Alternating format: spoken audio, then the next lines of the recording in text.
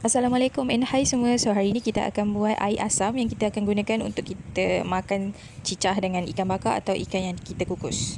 So bahan yang diperlukan untuk buat air asam ni adalah bawang 5 biji. Untuk bawang kecil lah. Kalau korang guna bawang besar boleh juga buatlah sebiji setengah ke 2 biji ke, boleh lah. Ikut korang lah. Ada orang suka makan bawang, so boleh letak bawang ni banyak. Lepas tu kita juga perlukan limau kasturi 2 biji, and then 7 biji cili padi, and then setengah inci belacan. Okay, lepas tu kita pun potonglah kita punya bawang ni. Potonglah halus-halus, sebiji. Yang ni bagi aku dah halus dah. Tak tahulah kalau korang nak buat halus lagi pun tak apa, lagi bagus lah. So lepas kita dah potong semua-semua ni, kita pun masukkanlah bawang yang kita dah potong ni dalam mangkuk. Mangkuk yang besar lah, senang. Sebab kejap lagi air asam tu kita buat banyak kan. So kita letak dalam mangkuk besar terus. Lepas tu kita pun potonglah cili padi ni. Potong. Aku mula rajin nak pakai gunting. Betul aku rasa macam lambat lah kalau aku potong gunting. So aku pakailah pisau pula.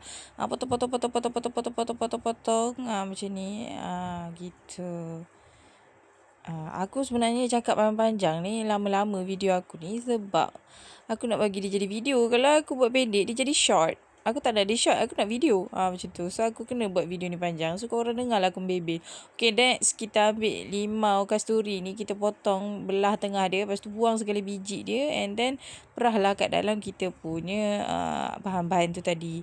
Lepas tu kita punya belacan ni kita kena penyek-penyekkan dia supaya nanti kalau dengan air tu dia sebatilah. Macam tu. Tak adalah pula kau tu makan sebiji belacan tu.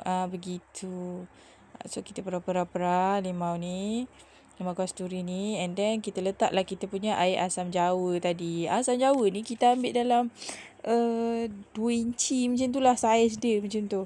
Lepas tu kita perah 2 kali. Perah tu biar air dia pekat tau, jangan air dia cair. Kalau cair tak sedap. Dia tak adalah tak sedap, cuma dia kurang lah. So kalau kita buat pekat-pekat macam ni, baru dia macam macam tu. Baru dia sedap macam tu.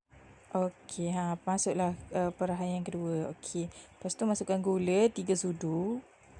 Okey, 3 sudu gula. Lepas tu kita kacau dia. Lepas tu kita pun ambil lah garam. Garam setengah sudu ke suku sudu tu. Aku rasa setengah sudu.